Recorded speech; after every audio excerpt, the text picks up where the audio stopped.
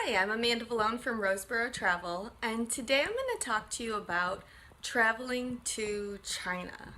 So, when most people think about traveling to China, they think about going to see this lovely Great Wall.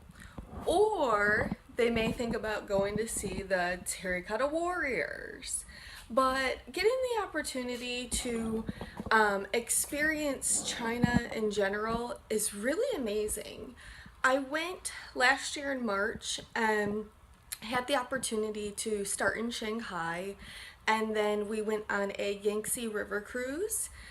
And from there, we went through the three gorges, and it was just a really beautiful experience. We got brought back to nature. We saw the the ghost city of Fengdu. We hiked through a bamboo forest and really just had a really amazing time. We actually got to sit and enjoy conversation with a Chinese family who was relocated due to the Three Gorges project, the dam project, and as well as a few other various artisans that we were able to talk to and enjoy the local food and flavor. So it was really nice. We were on Victoria Cruise Line, and that was through Pacific Delight Tours.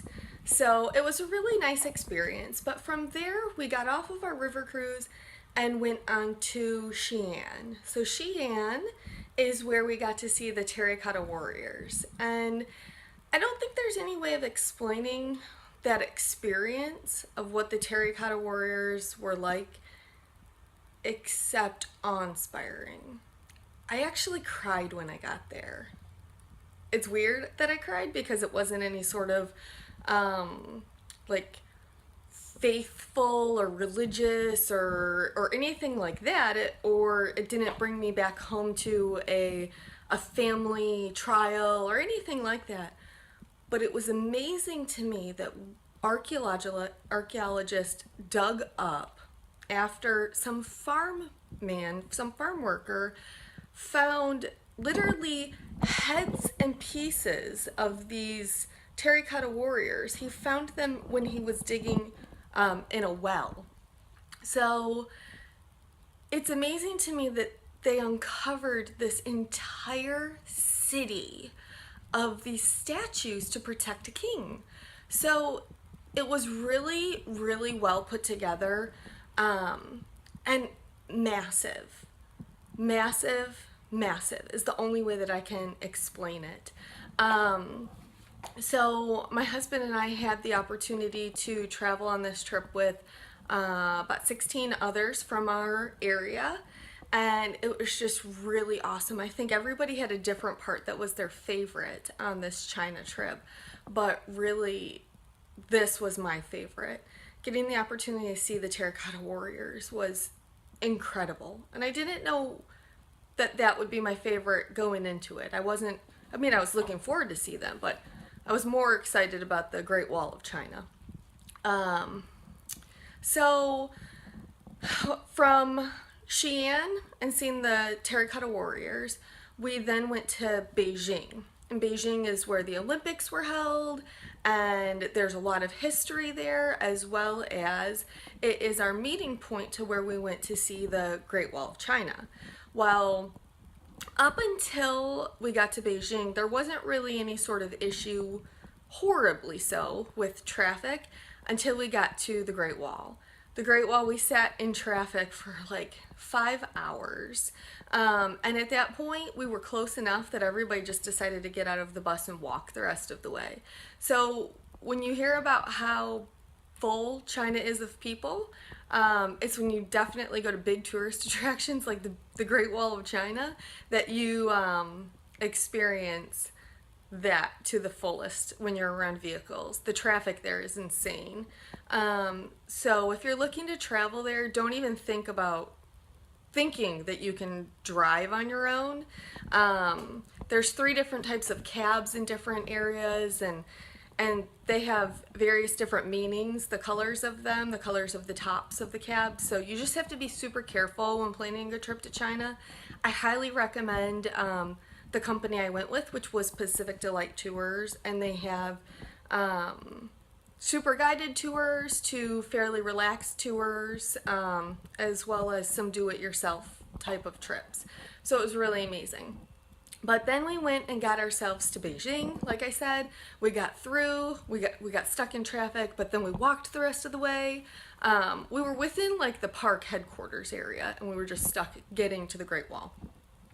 So in getting to the Great Wall, we hoofed it, and we just hiked and hiked and hiked up this this big street. And when we finally got there, it was so amazing because we actually stepped and stood foot on the Great Wall of China. And though it looks like it is this easy thing, I've had people ask me about if you can run marathons on the Great Wall of China. I don't see how. I haven't actually Googled it or looked into it to see if you can actually run on the Great Wall of China in some sort of crazy marathon or 5K. But the steps are, I mean, this thing's been up for so many years that most of it is actually underground still. But the steps are so steep, it's insane. I don't see how in the world anybody could ever run for 10 feet straight, let alone for miles. They're all steps. There's not really any straight walking path, and it's all jagged and not super easy to walk in. It's not wheelchair friendly, so that's just something that you need to know in advance. Getting up to the Great Wall landing point is wheelchair friendly, that's fine, but getting onto the Great Wall is not.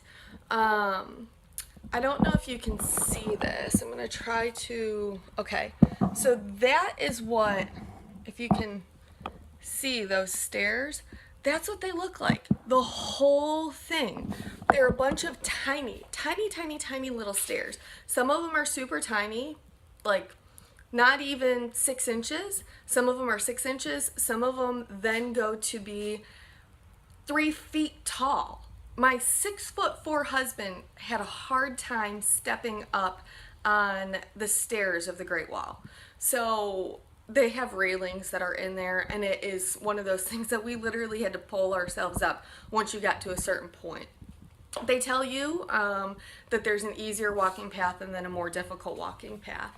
So I don't know, the Great Wall was just, it was an amazing experience, but there was some difficulty with it, and I don't have a clue how in the world anybody could do a marathon on it.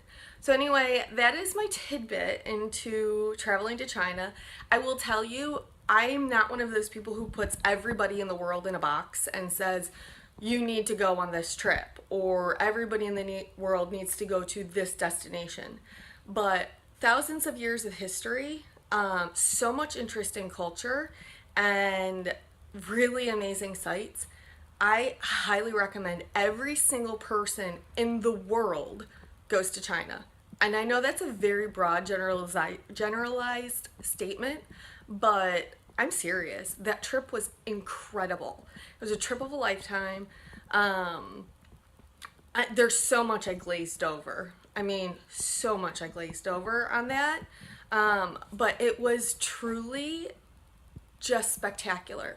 I'm really big into some outdoor activities as well as experiencing the culture and the food and everything else like that. Every single person who went on that trip with us said it was their favorite trip. It was so awesome just because it was so unique and different. So if you can get yourself out of the mindset, a lot of people just close themselves off and say, no, I'm not going to China. Don't do that to yourself.